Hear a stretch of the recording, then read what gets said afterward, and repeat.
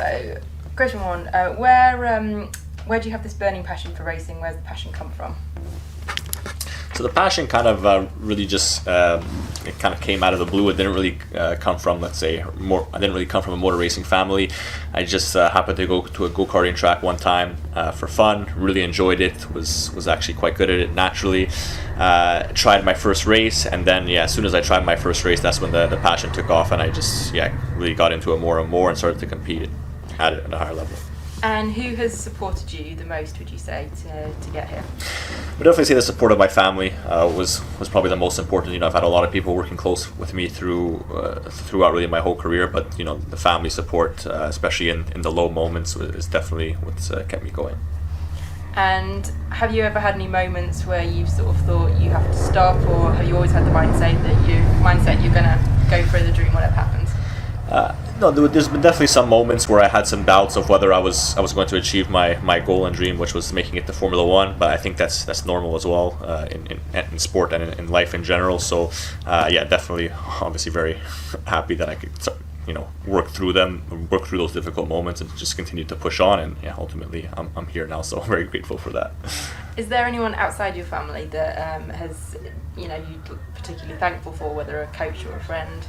I mean, I've had, let's say, I won't mention his name because he doesn't like to be mentioned. But yes, I do have a driving coach that kind of started with me right from the beginning, and actually, he was a big part in who convinced me to start racing, and he's kind of been with me along for the journey since the beginning. So obviously, very grateful for him. And why did you choose Formula One versus IndyCar or NASCAR, which is obviously popular? And have you ever had any interest in MotoGP? So just first MotoGP side, I don't trust myself on two wheels, so that's why I opted for the four wheels. And just from when I started racing and got into karting, I mean, Formula One always seemed like the pinnacle of motorsport, the most prestigious series in the world. So once I moved to cars, I decided right away that I wanted to go that route and moved over to Europe to race as a result. So NASCAR and IndyCar were never really on my radar, to be honest. And outside of racing, what other hobbies or entertainment do you like? I was always very athletic and played a lot of other sports before getting into racing. So I'm a big fan of basketball, tennis.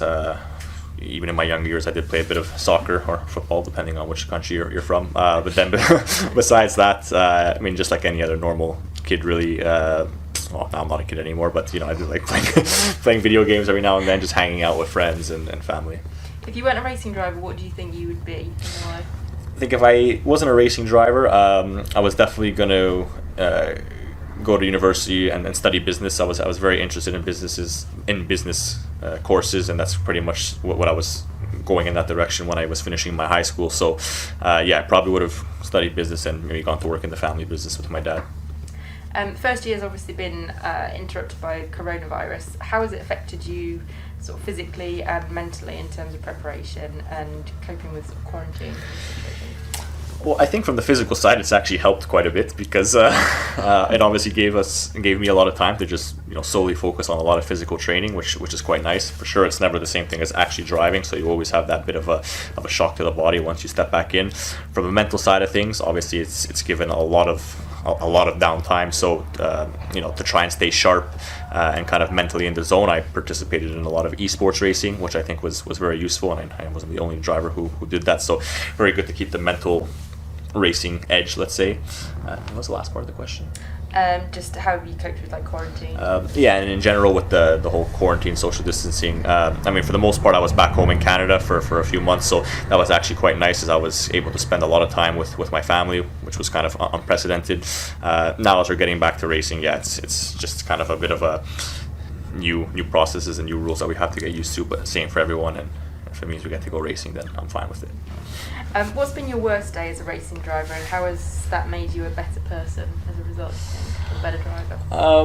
Well, it's very difficult to say, pinpoint one day. I mean, it's obviously I can think back to a lot of specific races where you feel quite bad afterwards if you didn't get the result you wanted, or something quite unlucky happened, or you made a big mistake. But I would say just in general, as I touched on before, when there was the moments where you kind of had doubts of if I was going to achieve the goal. So again, I can't really pinpoint exactly when they were, Yeah. but again, just sticking with it and overcoming it, with just hard work was really important. Obviously, hopefully, there's best days yet to come in racing. But until now, what would you say has been your sort of highlight on this sort of journey through racing? I mean, definitely the highlight for me was probably obviously the day I signed my Formula One contract, because that's the goal I've been working towards since I started racing, and more specifically since I started racing cars. So yeah, it's been a long journey to get there. But yeah, besides that, I would say obviously last year I had quite a lot of highlights in Formula 2, such as winning my first feature race, and obviously went on to win a few more races as well. So from the actual racing aspect, I would say, yeah, highlight those ones in Formula 2, but from a just general moments, yeah, the signing of the contract in Formula 1, and also probably the experiencing the FP1 sessions the previous years at my home Grand Prix in Canada. Have you ever been to Iran, and if not, is it somewhere you'd like to go in future maybe? So I've never been to Iran, actually. It is somewhere I would be definitely curious to visit at some point, as it's part of my heritage. Yeah. That. Can you speak Farsi? No, unfortunately, no. I don't speak Farsi. I mean, obviously, my dad could speak Farsi, but there was never really a need for it in the household growing up. So unfortunately, didn't learn it. They say sometimes to be a good racing driver, you must be a good mechanic. Do you have any sort of skills in terms of being a mechanic? Not a lot. I mean, I could do very basic things. Occasionally, if I still go to the go-kart track now, every now and then, put the tires on, check the tire pressures, and just very basic things. But no, I'm not the most mechanically adept, let's say. But I could get by probably. How do you rate George Russell as your teammate? Yeah, I definitely rate George very, very high. I mean, his junior career speaks for itself, what he accomplished, and obviously, so far in his limited career in Formula 1, he's also impressed quite a few people. So I think it's a great reference for me to be driving against him, and yeah, looking forward to learning from him, and then ultimately at some point, hopefully pushing him and challenging him. What are your expectations for this season and next? Have you got any specific goals?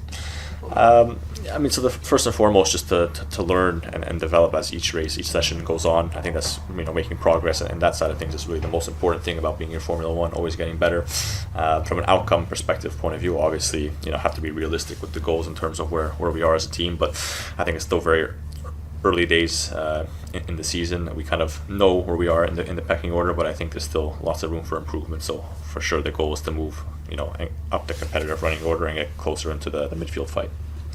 Do you know who you think might be champion this year? Just looking at the field, as it is. I'd still probably go with Hamilton. I mean, the Mercedes cars look still quite dominant compared to the rest, and just his pedigree and his resume speaks for itself. So I think he's very likely to be on for a 7th world title.